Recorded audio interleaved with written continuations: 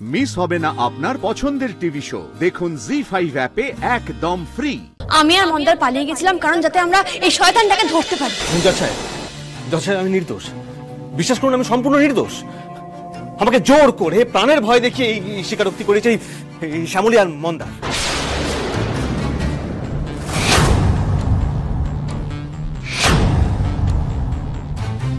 হ্যাঁ, কারণ এই আসল দোষী এই অনিকেতার মন্দার।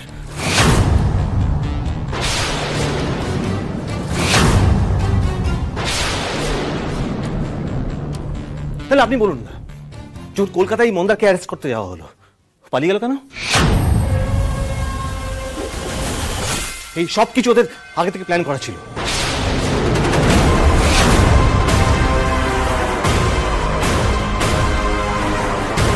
না জজ সাহেব, ওই অরুণাভ ভৌমিকের স্বীকারোক্তি সম্পূর্ণ সত্যি। হ্যাঁ, আমরা পালিয়ে গেছিলাম।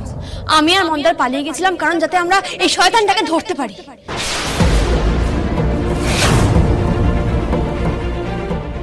এবং ওর মুখ থেকে সত্যিটা আদায় করতে পারি।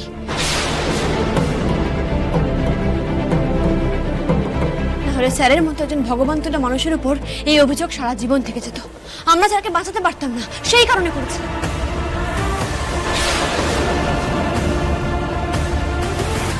ধর্মবতার পুলিশ কাস্টাডিতেও যদি ম্যাজিস্ট্রেট উপস্থিত না থাকে তাহলে আসামির স্বীকারোক্তি কোর্ট গ্রাহ্য করে না। আর এখানে তো অরুণাভ ভৌমিক নিজে কোর্টে দাঁড়িয়ে বলছে যে তাকে প্রাণে মারার ভয় দেখিয়ে জোর করে এই মিথ্যে স্বীকারোক্তি নেওয়া হয়েছে। সুতরাং এই স্বীকারোক্তিরও কোর্টের কাছে কোনো মূল্য নেই। ধর্মবতার, এই ভিডিওর ভিত্তিতে অরুণাভ ভৌমিককে দোষী সাব্যস্ত করা কোর্টের চরমতম ভুল হবে।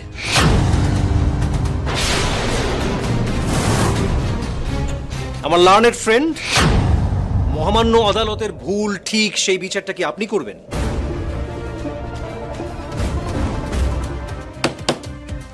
অর্ডার অর্ডার, আপনারা দুজনেই কোর্টের ডেকোরাম মেনটেন করুন। ধন্যবাদ। অরুণাভ বাবু, এই ভিডিও করার সময় আপনার সঙ্গে যা যা ঘটেছে সবটা আদালতকে খুলে বলুন। হ্যাঁ হ্যাঁ, নিশ্চয়ই। ধর্মদার আমার সঙ্গে যা যা করেছে না, তা মনে করলে আমার এখনো ভয় লাগছে। বিশ্বাস করুন, কিরকম একটা আমি ট্রমার মধ্যে চলে গেছি। মানে ওই ঘটনা মনে পড়লে আমার কিরকম ভয় লাগছে। আপনি ভাবতে পারবেন না এই ঘটনাটা কতটা নৃশংস, কতটা অমানবিক।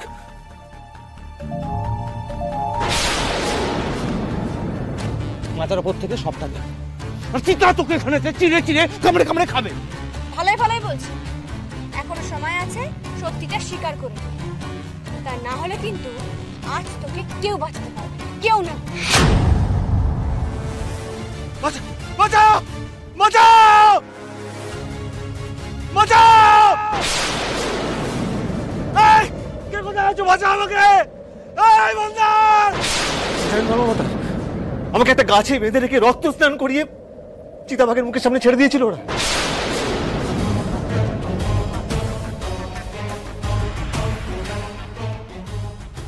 ভাবতে পারছি কতটা ভয়ানক। এই শ্যামলী আর মন্দার এইভাবে আমাকে স্বীকারোক্তি করিয়েছে। আপনি তো বুঝতেই পারছেন যে মানুষ প্রাণের ভয় সবকিছুই করতে বাধ্য হয়।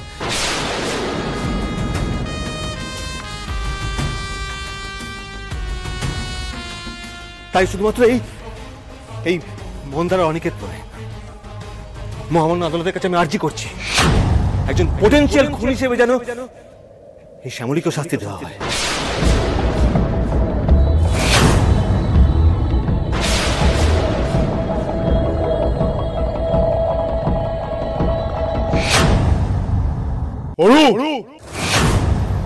শ্যামলী সম্পর্কে একটা বাজে কথা বলে তো জিভ টেনে ছেড়ে দেবো আমি।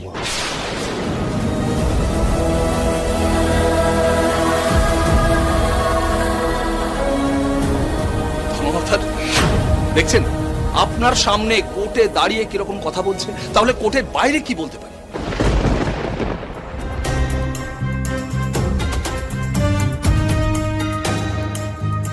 ধর্মবতার, এরকম একজন অপরাধীকে কোনোভাবেই ছাড়া উচিত না।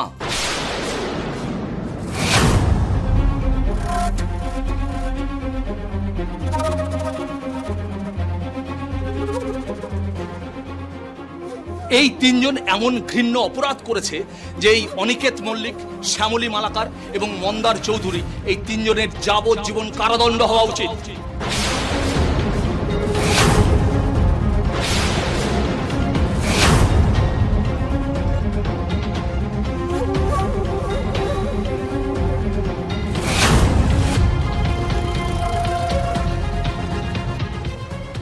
মহেশ্বর, এটা কি হচ্ছে?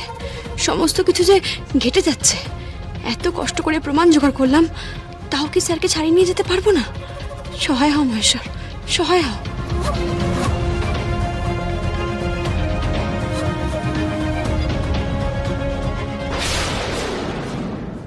কেন পালিয়েছিলেন আপনি সেদিন? অরুণাভ ভৌমিককে কেন ভয় দেখিয়েছিলেন বলুন?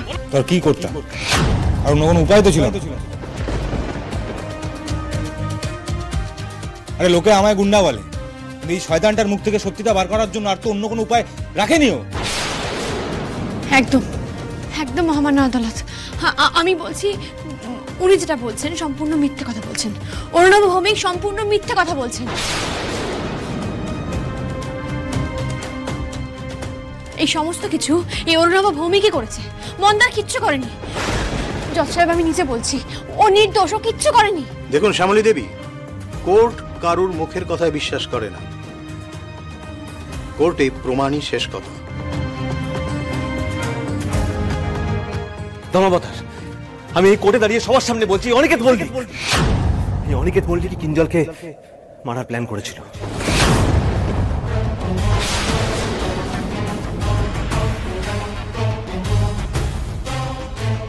আর এই মন্দারকে দিয়ে সায়ন্তনকে খুন করা হয়েছে।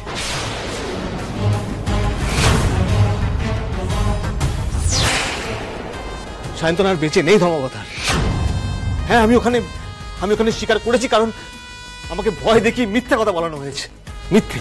অরুণাভ ভৌমিক মিথ্যে কথা বলছে মাই লর্ড।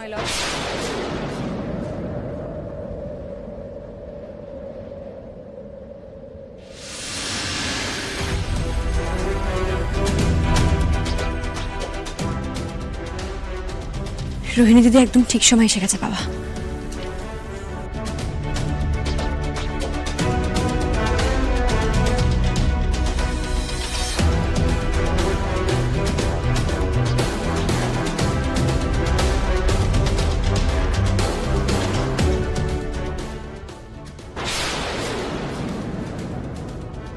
মাই গড, এই লোকটা এখানে কি করে এলো? এবার কি হবে? ওকে সব বলে দিয়েছে নাকি? এত দূর বেঁচে এসে আমি ফেসে যাব।